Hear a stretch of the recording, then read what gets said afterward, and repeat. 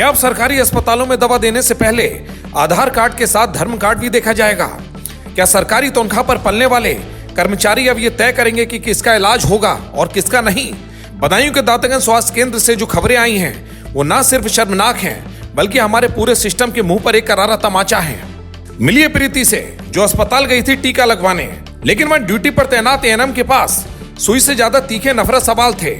आरोप है कि पहले नाम पूछा गया, फिर जाति और फिर धर्म, और जैसे ही प्रीति ने अपना धर्म बताया उसे जवाब मिला, हम हिंदुओं को टीका नहीं लगाते। सिर्फ जवाब ही नहीं मिला बल्कि विरोध करने पर उसे धक्का मारकर गेट के बाहर कर दिया गया। एक सरकारी अस्पताल जिसे जनता के टैक्स से चलाया जाता है, वहाँ एक बेटी को उसके धर्म की वजह से अपमानित किया गया। हमारा टीकाकरण होना था तो हम हॉस्पिटल जाते थे, 2-3 बार होके आए, ताला लगा मिलता था, वापस आ जाते थे। कल जब सोमवार के दिन हम गए थे तो महनाज नाम की डॉक्टरनी बैठी हुई थी वहाँ पे, और उन्होंने मेरा नाम पूछा। मैंने कहा, बोले हिंदू हो? तो मैंने कहा हाँ। तो बोले जाओ, हम हिंदुओं के टीका नहीं लगाते हैं, और ताला मार के हमें धक्का देके वो चली गई वहाँ से। लेके गई थी अस्पताल, वो महनाज नाम की लड़की बैठी, वो डॉक्टरनी बैठी थी, तो उसने नाम पूछा, मैंने नाम बता दिया। तो उसने पूछा आप कौन हो? मैंने कहा मैं तो हिंदू हूँ। तो उसने कहा था कि मैं हिंदुओं को टीका नहीं लगाती हूँ। उसने धक्का दे के मुझे बाहर कर दिया और वो चली गई। ये कैसी मानसिकता है?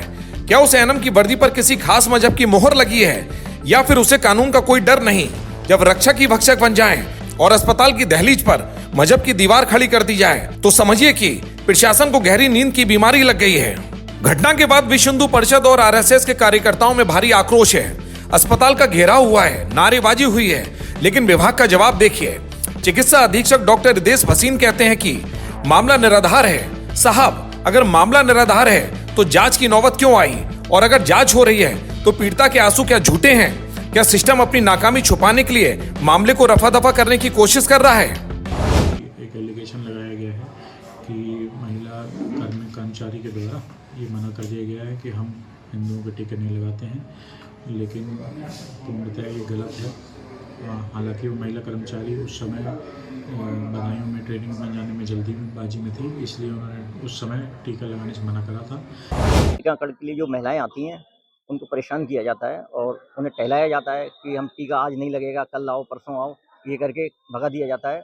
और शिकायत भी हुई है टीकाकरण के संबंध में कि एक महिला कार्यकर्ता के साथ दुर्व्यवहार किया गया, उसको धक्के मार के यहाँ से निकाल दिया गया, और हिंदू होने के नाते उन्हें प्रताड़ित किया गया कि हम टीका नहीं लगाएंगे, तुम्हें जो कुछ भी करना हो वो कर लो जाके। एक हिंदू महिला के यहाँ पे टीका नहीं लगाया है मुस्लिम एएनएम के द्वारा, बहुत गलत है और बहुत ही नालायकीपूर्ण एक कदम उन्होंने उठाया है और इस पर कार्रवाई होगी।